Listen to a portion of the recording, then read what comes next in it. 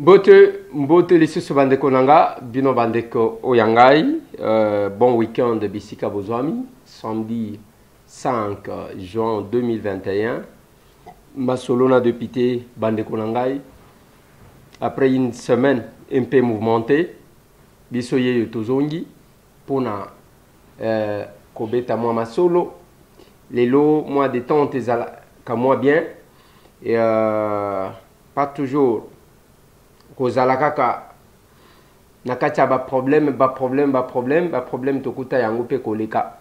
Il faut vraiment qu'on se détendre, qu'on se défouler et chercher à trouver des solutions aux petits problèmes qui peuvent nous secouer. Ba moi problème ya mike ngana benga kanyoso ke izaka mike après oleki na makamususu. Ceux qui otikali kaka depuis otikala ki na coin likambwana ezo salo ba crampe finalement okoya kobela tension pour rien. Likambo nyonso ezalaka ne bandeli ezalaka pe na suka nango ezwaka pe solution quel que soit monene nango. Masolo na député bandeko na ngai adoption ya loi sur la réforme de la CENI esalemi kilobi na chambre basse et pana biso et mati bongo na Sénat kaka lobi wana na Sénat pe ba proroger état de siège et ba proroger yango. Masolo bandeko na ngai 38 cartes visa infinity désactivées ezalaki na maboko ya batu bokolanda un spécialiste qui parle de ça. Masolona député bandeko na ngai le général Djadjidja a passé première nuit na Makala akena Makala bazali ko reprocher yenini bokolanda maître Ngomo qui va devoir vous expliquer. Masolona député bandeko na ngai nzete moko ekwei na mboka wapi tozakuna na Kidinga ebomi batu plus de 12 personnes nzete ekwei kaka boy temps batu bazalaki kokanga bambinzo.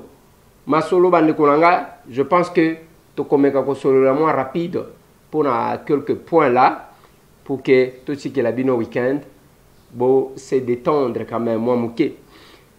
Na lingina zonga d'abord nazo bandela na anniversaire il y a Joseph Kabila Kabange et collègue nangai Jeannette.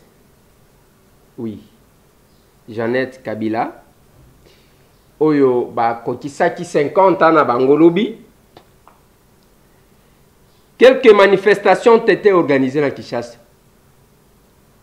Ba organiser manifestation na avenue Pumbu na siège ya PPRD ndako ya SNCC wana bavanda kabafuta kate kuna manifestation zalaki munene. Il y a eu deux messes on va organiser messe wana qui a dit la messe c'est le cardinal Mosengo Ndemutu à dire messe pour 50 ans. Il y a Jeannette Kabila et Joseph Kabila Kabange. Voilà. Maintenant lingi tomeka ko analyser depuis na bandi kotal anniversaire salimi na bandi ko luka photo ezala na messe nazomona bakolo anniversaire te ezala o na siège a PPRD nazomona bakolo anniversaire te mais nazali ko mituna eloko ango ngainde na mona ki malamu te ou bien za ya solo ke bakolo anniversaire bazala kite na moni photo wana nazotiela bi photo wana ezomona nake bango mibale bazalaki en dehors bao bazo sala anniversaire bazaki côté mususu soki bango bamona na kité soki komona nanga ezamalam. Qu'est-ce qui fait que mokolo anniversaire étant sur place ne vient pas na ba manifestation basaleli âge d'or Joseph Kabila? Est-ce que ce n'est pas parce que Kabila est le grand déçu? Il y a des politiciens congolais. Ce n'est pas parce que azomona ke batu nyoso ba flatteur ba ko tshela poison. Pour jamais ba ko organiser anniversaire ya mutu. Même il y a bébé ba memakaye quand même. Aye ko kata gâteau. Lokola peut-être ngande na mona ki malamu te soki bozana ba photo boko tindela ngai. Soki bozana ba vidéo boko tindela ngai comme ça to ko kakoye. Mais ce qui est que on a organisé des manifestations mais mokolo a été. Mieux vaut encore inviter à rater. Mais ce qui mokolo manifestation a été. Ça dit ce que ça veut dire. Masolo. Deuxième élément, avant que Nalongwana, je vois cette vidéo ici. On dit que c'est Jeannette Kabila avec, je ne sais pas qui, cette vidéo. Nalingina tche la bino yango comme ça. Vous expliquez qu'est-ce qui s'est passé. J'aimerais comprendre et puis je n'aborde pas de questions sans vérifier. Oh, on a évité, na tuna kaka. Faut que tuna pour na koeba ceux qui en dengenin. Donc cette vidéo là, et cette vidéo nini et salemikan et zawapi entre qui et qui, j'aimerais comprendre. Je vous propose de suivre quand même la vidéo. Point of order, madame. Il n'y aura pas de débat. On a point of order, madame. We're not going to have a debate. There will be no debates. No, you are not in position to tell us anything. You are not in position to tell us anything. You are nothing in this path. You are not elected to be anything. Don't think you can give us any instruction when. Yes, sir. So, the Secretary General, can you explain on the issue of that letter, please? Can you explain to the plenary the issue of the letter? And Madam Chair, your chairmanship expired yesterday. You are not on the chair today. Your chairmanship expired yesterday. Point of order. Point of order, Madam Chair. Whoa. Point of order.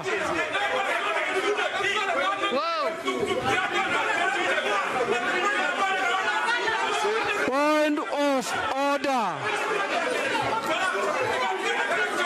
Point of order, Madam Chair.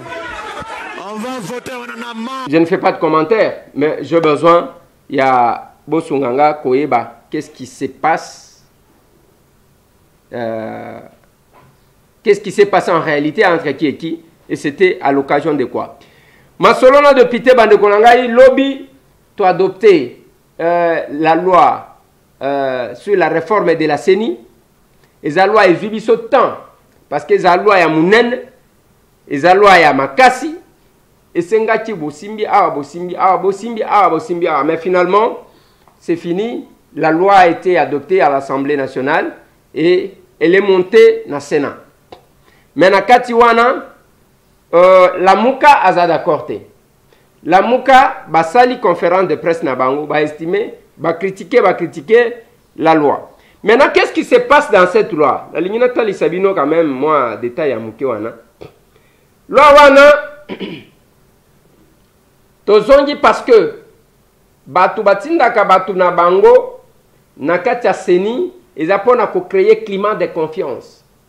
Parce que les élections organisées, sans que les acteurs puissent avoir la volonté d'y aller, de participer, sans que les acteurs basent la volonté, basent la confiance, nango, et ça compliqué. C'est comme ça que après dialogue à San City, va organiser CI, Commission électorale indépendante. CI wana basali nini? Ba composante oyo bazo participer na maponomi ba yewana batindi batu ezapona mutu alo bateke tenga na kondima te makambo wana eza makambo na bango. Article 24 nde posa ki problème, mais kuna batie président ya CENI, société civile, premier vice-président majorité, deuxième vice-président opposition, rapporteur majorité, rapporteur adjoint, majorité, questeur, opposition. Voilà, c'est comme ça que Batie Bamakam. Maintenant, la Mouka se voit maintenant minorisée au sein de l'opposition au Japon. Parce que nga nalobaki na bino mikolo nyonso ke et cause la difficile. C'est aussi une difficulté par rapport à sa conscience. Les lobakuta vient nga Martin.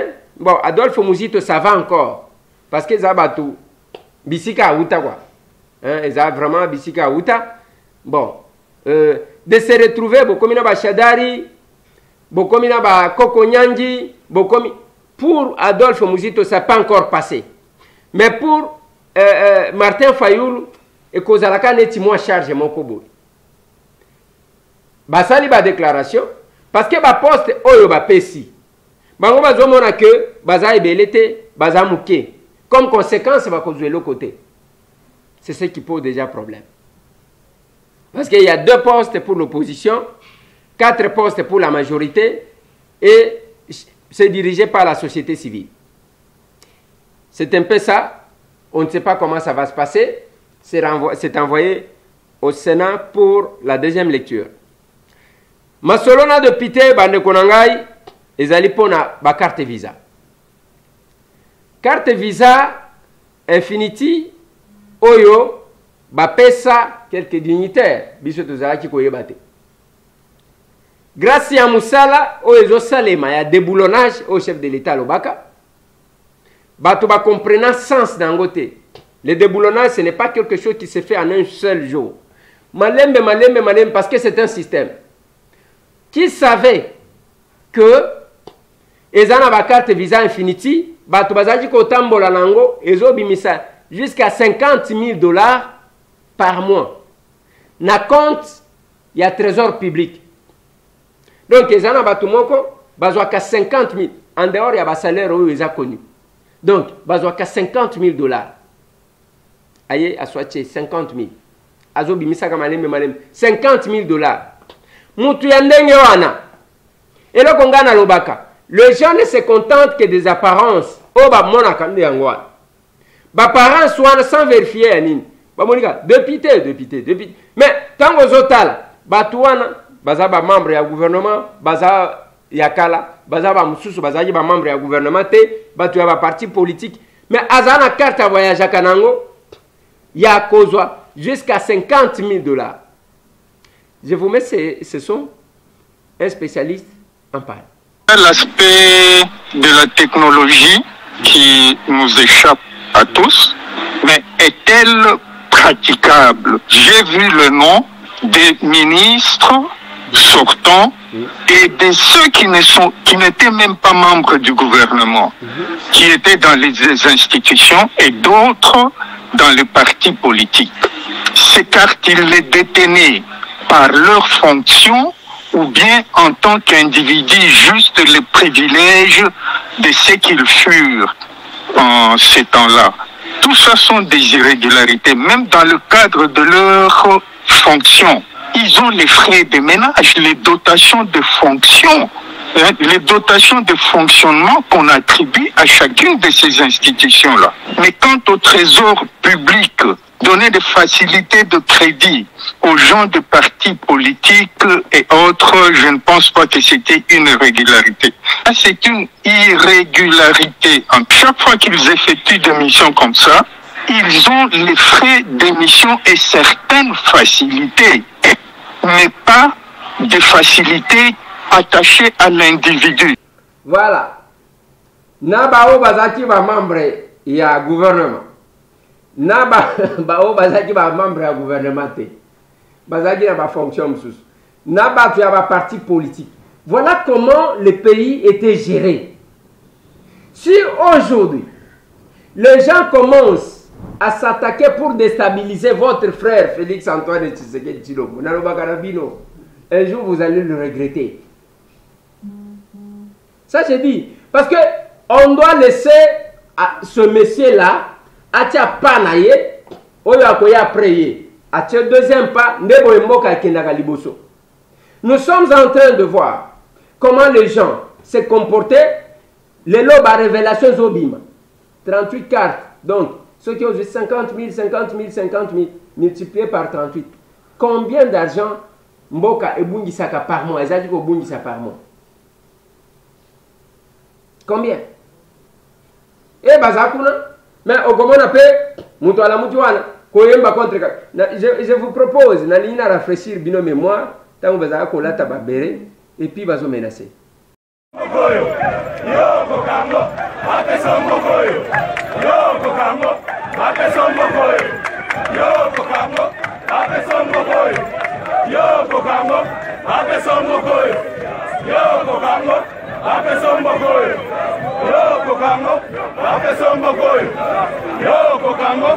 Voilà. Wana bazo yemba bazo ba pesa yo mboko oyo yo kokango. Miswa batu. Miswa batu. Siko batu nyonso tu wana babunga. Bosala lisusu ba blague.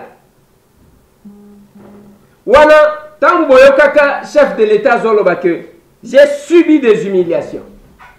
Vous sentez quelqu'un touché dans son fond intérieur. Biloko ndingwa. Humiliation, mutakoloba, ainsi de suite. Yo meka to kosala cohabitation. Tozeli cohabitation, cohabitation ezelibiso. Tozeli cohabitation, cohabitation ezelibiso. Ti lelo. Bato bakoti mali.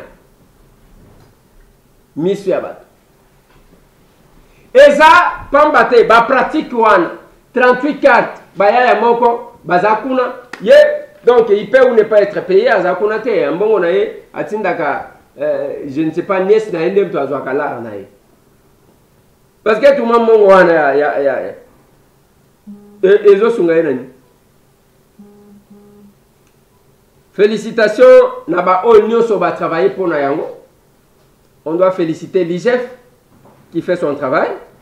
Et ce que nous disons, nous revenons pour vous dire que Mboka Oyo, système, ezaya okende nango malembe jusqu'à kodeboulonner nyonso mobimba. Masolona de pité. Masolona de pité, question msusu, eza dossier ya matata ponyo mapon. Lobby le Sénat a traité la question à huis clos. Pour la si oui ou non on peut autoriser la poursuite contre les sénateurs Matata. Mais le Sénat a estimé que il faut que confier mission à une commission qui va juger de l'opportunité, qui va étudier en profondeur les dossiers pour la si oui ou non on peut autoriser des poursuites contre l'honorable sénateur et ancien premier ministre Matata Ponyo Mapon. Masolo. Le général Djadjidja Alali Mbalali Boso ala la peine à Makala. Ake comment na place Pébiso Tolal.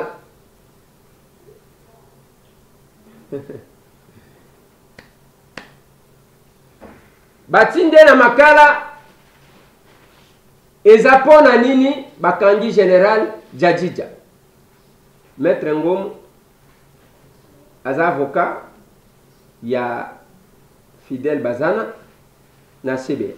Effectivement, je viens d'apprendre également que le général Zelwa Katanga alias Djadjidja vient d'être transféré à la prison centrale de Makala. Malheureusement, nous on aurait bien voulu qu'il soit plutôt transféré à Ndolo en tant que militaire. Mais bon, soit il est quand même à Makala, il attend juste qu'on puisse lui donner une cellule à lui. Et c'est ainsi que nous saluons l'état des droits qui est en marche et zéro impunité. Et tout celui qui a commis un quelconque acte infractionnel devra tôt ou tard répondre. Et pour nous, en tant que conseil des partis civils, Chebea et Bazana, nous saluons cet acte de courage et d'auditorat général. Et nous attendons avec beaucoup d'empressement la fixation des dossiers au niveau de la haute cour militaire.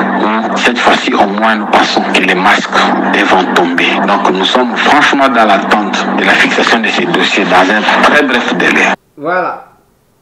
Wana maître Peter Ngomo, avocat et à partie civile. Bande Konanga, naebisaka bino mikolo nyonso que tout ce que l'homme aura semé, il le moissonnera. Dossier ya CBA, Fidel Bazana, et l'Obama trop. Les lois avec Félix, la justice, le même personne qui jugeait hier. Oyo ba intouchable Bazana Kebele. Les Congolais, il suffit seulement de le mettre dans les conditions à Kolaki Sayo de quoi il est capable. Il est là. Même comme on a Ebani Lelo, Bisoto Ebika, général Djadjidja. toyoki wana soki makanda zewa Katanga.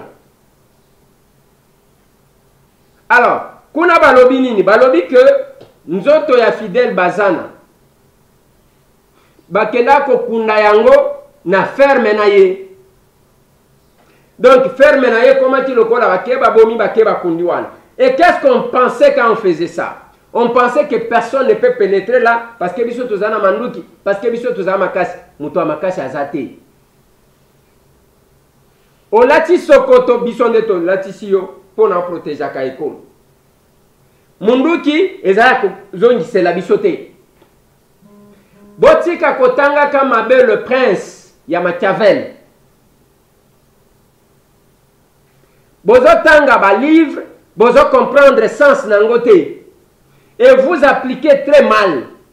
Quand vous appliquez très mal, sans comprendre le pourquoi il y a livre, pendant quelle période, pendant quel moment on a écrit ce livre, c'est vraiment un problème.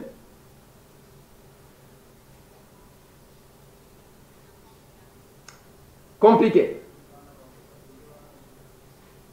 Lelo maître alobi ke batinde na makala olie batinde na ndolo parce que za militaire. Est-ce que baboy kotinda na ndolo parce que bazo estimer que pour sa sécurité, au vu peut-être des nombres de personnes qu'il aurait, c'est le conditionnel. Oya sala sala mabe bazo bangela ekuna. Parce que toyebaka pona nini batu batiraka leçon te. Tout le monde est tout puissant wa tinda ka batu na prison, atinda ka batu na prison. Un jour bakanyi pa ke kuna. Akomi kuna, on a commis pasteur. Na bongoli mutema, na komi kote ata papa. O bongoli mutema te, ozoko sabat. Quand vous faites du mal, l'incarcération, c'est la mesure la plus grave de priver la liberté parce que Moutou abotama libre. Même dans le droit pénal, au Kokutake, c'est la décision, il y a ma casse, oh, bah, ben, incarcération, priver la liberté à quelqu'un. C'est comme ça, au pénal, il n'y a pas de blague. Pour vérifier, pour que la procédure soit respectée, nous sommes batala. Oh, nous sommes doute les bénéficier na o bazolandel parce qu'il s'agit de la privation de la liberté. Yo mukem gane, kamata, weka ndani, kamata, weka pan, ainsi de suite. Parce que même derrière tolobia, ba désactiver ba carte ya batuan. Bino bokanisi et suki kaka wana, bokoyo kaka awa likambo awa. Parce qu'ils doivent justifier mon wango bazali ko sala na ngoni. Ce n'est pas qu'on a désactivé les tobosani na biso te, désactivé. Batouana soit bazongi simongo, soit bazongi simongo ba utiliser, soit ba justifier d'abord l'utilisation de cet argent-là. Et ça mongo ya biso nyos, on ne peut pas rester dans un pays oh batouazo baka mongo ezate. J'ai toujours dit aux gens que ce qui craignent l'argent, c'est la tête. Mutu nde mutu écrit à Kambo. Nous sommes dans ce pays où les enfants sont malnutris. C'est quand même compliqué. Et voilà. Le général Djadjidja, il n'a plus de garde du corps. Il n'a plus son arme.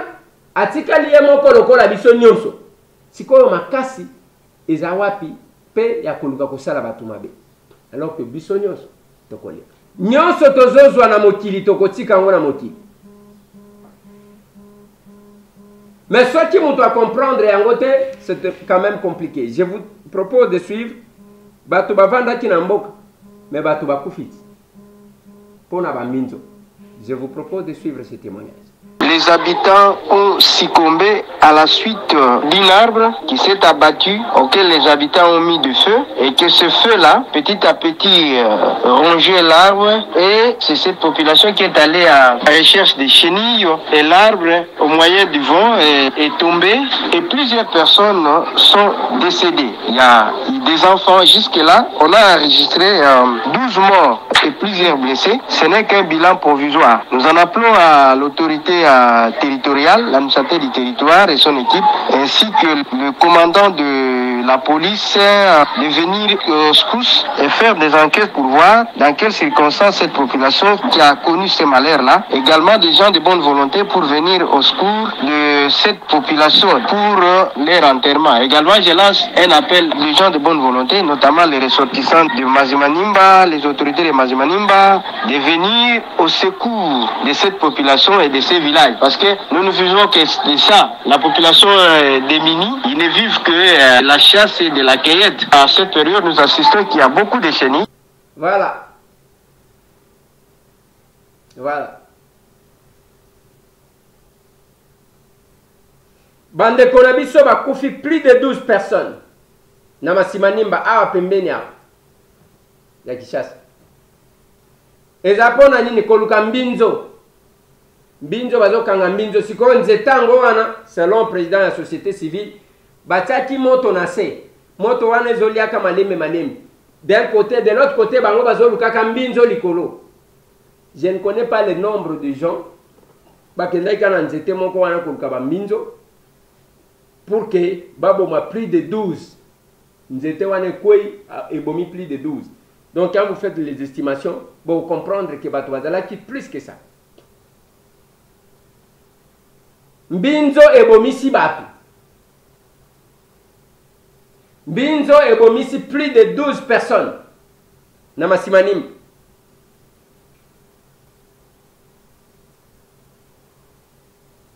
Et tant que vous avez un témoignage, il y a des gens qui ont mené une enquête. Dans quelles circonstances? D'abord, ce n'est pas ça. On doit chercher à anticiper. Il y a la responsabilité pour la cause. Ceux qui ont qu'il y a un danger, Moussala, il y a l'État il y a pour prévenir le danger.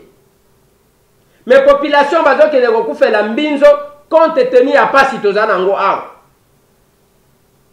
passe. Masimanimba c'est loin de Kishasa.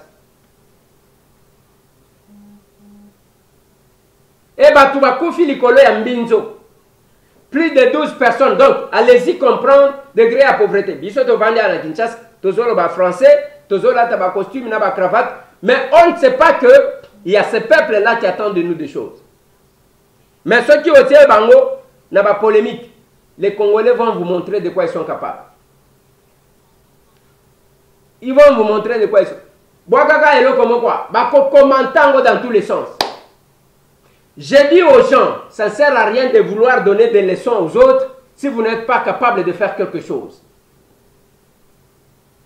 Et moi, je suis de ceux qui pensent que les acteurs politiques vont accomplir d'autres missions, pour s'occuper, le laisser pour compte, et ça compliqué.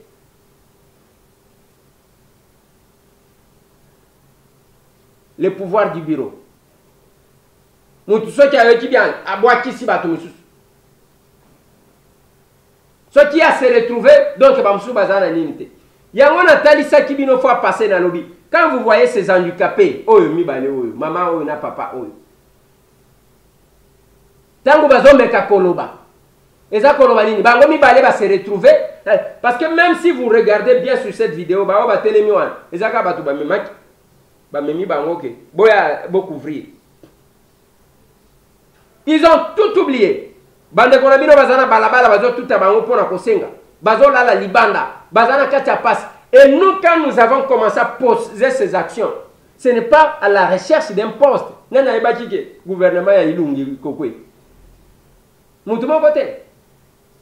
Mais vous êtes incapable d'offrir ba beki oya pamba ko pesa ba. Mais vous avez quand même le courage de critiquer ba o bazo pesa ba chaise roulante. Ba bazo pesa ba beki yango. Ba bazo pesa biloko akolia, vous minimisez tout. Ba bazo foutre la batu na bopito. Parce que biloko zawan. Bo vanda les bo sokoli bien, bo vandi bo za propre, bo zipe makolo bo tchewan. Tozolo comme ça. La loi viendra où d'où? Dans la loi. Musale ko uta dans la loi, c'est zéro. Loi oh bozose. On va coopter quelques personnes. Comme il va député. Mais moi, je suis député. Je vois comment un député peut résoudre le problème. Il y a Moussala, il y a Bané. Un député n'a droit qu'à un assistant parlementaire. Moi encore, assistant parlementaire. Et vous êtes à combien? Ceux qui vont coopter, il y a un problème. mutu oyo aza na mai eza lokola ngolo ayebisi yo ke ngando akobela yo ozotya ye tembe yo telemi kuna.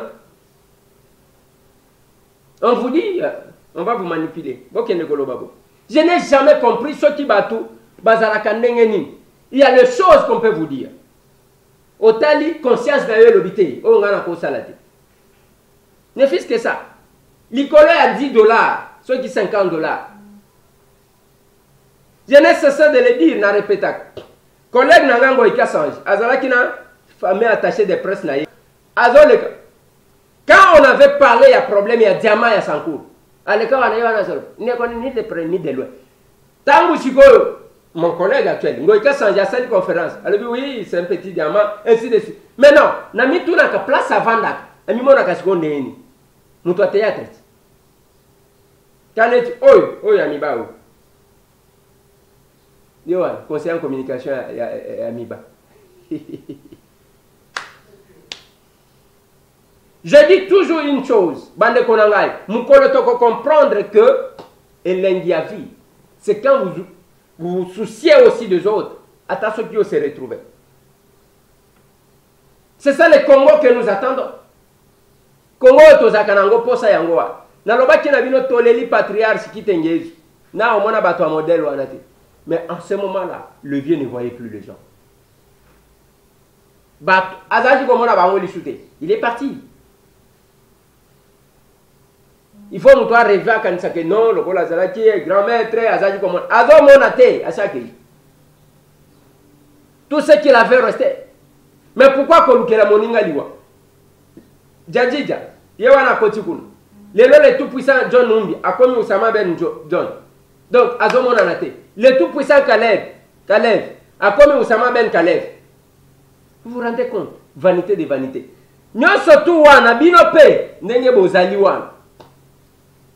Bon tirer les sons, ce n'est pas parce que Yonde est chef de l'État Yokelaka, au comme il est tout puissant. Yonde aux aboyés, je peux te faire arrêter de intimidation à la tête. Un jour tu vas payer. Ça ne coûte rien, quelqu'un d'être simple. Parce que pouvoir rien Karangou il est kaka. Nous ne sommes pas dans un royaume où quelqu'un va régner, et la famille va régner éternellement. Les lots famille à Joseph Kabila. Ça appartient au passé, non? Bah comme il coûte ça moulongo le la bichonios. Plus 243, 998, 311, 332.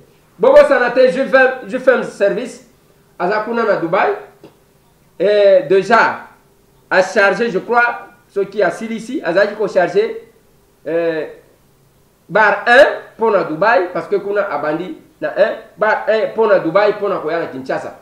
Alors, baki na bilo que, bilo koya kaka kotik, otiki nyoso, okoya kofuta mbon katango koma na limité, na Kinshasa, ah.